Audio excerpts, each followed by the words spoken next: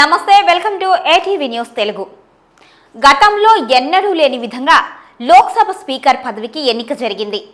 తమకు deputy speaker పదవి ఇస్తే స్పీకర్ ఎన్నిక ఏకగ్రీవానికి మద్దతు ఇస్తాము అని ఇండియా కూటమి ప్రతిపాదనకు ఎన్డీఏ సంసిద్ధత చూపలేదు. దీంతో ఎన్డీఏ నుంచి ఓం బిర్లా, ఇండియా కూటమి తరఫున సురేష్ బరిలో నిలిచారు. ఈ క్రమంలో నాటకీయ పరిణామాల మధ్య మూజువాణి ఓటుతో ఓం బిర్లా 18వ లోక్సభ స్పీకర్గా ఎన్నికై బాధ్యతలు చేపట్టారు. ఈ ఘట్టానికి ముందు వైసీపీ తన మద్దతుని ఎన్డీఏకి అడగకుండానే ప్రకటించింది. దానిపై తనని తాను సమర్థించుకునే క్రమంలో ఒక విచిత్రమైన వ్యాఖ్య చేయటం రాజకీయ విశ్లేషకులను ఆశ్చర్యపరిచింది. లోక్సభ స్పీకర్ పదవికి ఎన్నిక జరిగింది. ఎన్డీఏ కూటమిలోని పార్టీలు అన్ని నిబద్ధతతో స్పీకర్గా తాము బలపరిచిన ఓం బిర్లాకు ఓటు వేశాయి. మూజువాణి ఓటుతో రెండవసారి ఓం బిర్లా స్పీకర్గా ఎన్నికయ్యారు. 18వ లోక్సభ స్పీకర్గా ఎన్నికైన ఓం బిర్లాను ప్రధాని మోదీ ప్రతిపక్షాల తరఫున రాహుల్ గాంధీ తోడ్కొని వెళ్లి స్పీకర్ సీటులో కూర్చోబెట్టారు. అయితే ఈ స్పీకర్ ఎన్నికలో ఎన్డీఏకి వైసీపీ మద్దతు పలకడం విశేషం. ఈ ట్విస్ట్ అందరూ ఊహించిందే. అయితే ఏపీలో తనను మట్టి కనిపించిన ఎన్డీఏకి వైసీపీ మద్దతు ఇవ్వడంపై ఎలా సమర్థించుకుందో అనే ఆసక్తి సర్వత్రా నెలకొంది.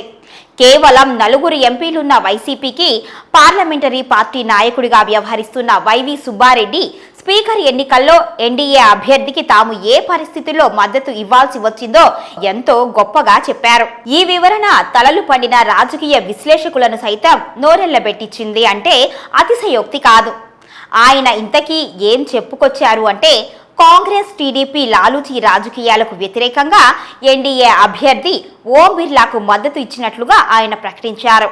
అలాగే ఏపీ రాష్ట్ర ప్రయోజనాలను దృష్టిలో పెట్టుకొని లాంఛనప్రాయంగా జరిగే స్పీకర్ ఎన్నికలో ఓం బిర్లాకు మద్దతు ఇవ్వాలని నిర్ణయించినట్టు ఆయన తెలిపారు.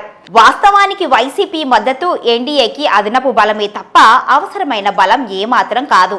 కానీ వైసీపీ ధోరణి ఏమాత్రం మారలేదు అనటానికి, ఆ పార్టీ రాజకీయ పరిణితి పూర్తిగా ఎదగలేదు అనటానికి ఈ సంఘటన అద్దం పడుతోంది. కాంగ్రెస్తో టీడీపీ లాలూచి రాజకీయాలు చేస్తూ ఉంటే మరి ఆ పార్టీని బీజేపీ ఎందుకు ఎన్డీఏ కూటమిలో కలుపుకుందనే సందేహం ఎవరికైనా కలుగుతోంది. లోక్సభ ఫలితాల అనంతరం అధికారం కోసం అవసరమైన మెజారిటీ సాధించే దిశగా కాంగ్రెస్ చేసిందే రాజకీయం. ఆ సంగతి కూడా తెలియదా వైవి సుబ్బారెడ్డి గారికి? ఏదో ఒకటి చెప్పాలి కాబట్టి అలా చెప్పటం సరికాదు కదా. ఓవైపు జగన్ కాంగ్రెస్తో దోస్తీకి ఆసక్తి చూపుతూనే మరోవైపు ఎన్డీఏ స్పీకర్ ఎన్నికల్లో సపోర్టు చేయటం ఒక విచిత్ర పరిణామమే. వైవి సుబ్బారెడ్డి మాటల ప్రకారం టీడీపీ ఆంధ్రప్రదేశ్లో వైసీపీ ప్రధాన ప్రత్యర్థి కాబట్టి దానిపై తనదైన శైలిలో కామెంట్లు చేయటం సహజమే. కానీ కాంగ్రెస్తో వైసీపీకి వ్యక్తిగత వైరం ఏంటి? అప్పట్లో జగన్పై కేసులు, అలాగే జగనన్నను జైలుకు పంపటానికి కాంగ్రెస్ కారణం అని, మొన్న ఎన్నికల్లో తన చెల్లెలు వైఎస్ షర్మిలని రాష్ట్ర పీసీసీ అధ్యక్షురాలిని చేసి పరోక్షంగా తన ఇమేజ్ దెబ్బతీసి ఓటమికి పాలు చేసింది కాంగ్రెస్ అని వైసీపీ భావించి ఉండవచ్చు. అందుకే వైసీపీ కాంగ్రెస్పై రగిలిపోతుంది అనుకుంటా. రాజకీయాల్లో తన ధోరణి ఎంతవరకు సరైందో వైసీపీకి అర్థమైనట్లు లేదు. ఇదే యూపీఏ హయాంలో డీఎంకే నేతలు కనిమొళి, రాజా తదితరులపై అవినీతి కేసులు నమోదయ్యాయి. నెలలు తరబడి వారు జైల్లో గడిపి వచ్చారు.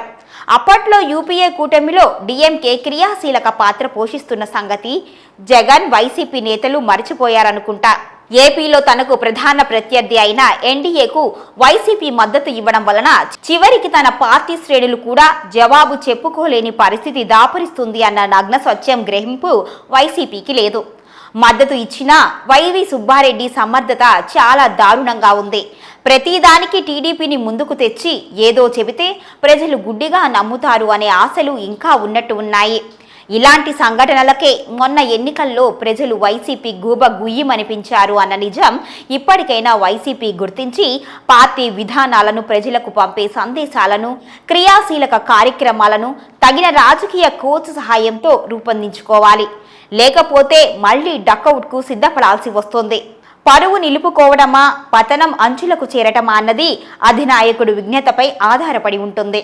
ఇటువంటి మరెన్నో న్యూస్ అప్డేట్స్ కోసం మా ఏటీవీ న్యూస్ తెలుగుని లైక్ చేయండి, షేర్ చేయండి, కామెంట్ చేయండి. మీ అభిప్రాయాన్ని తప్పకుండా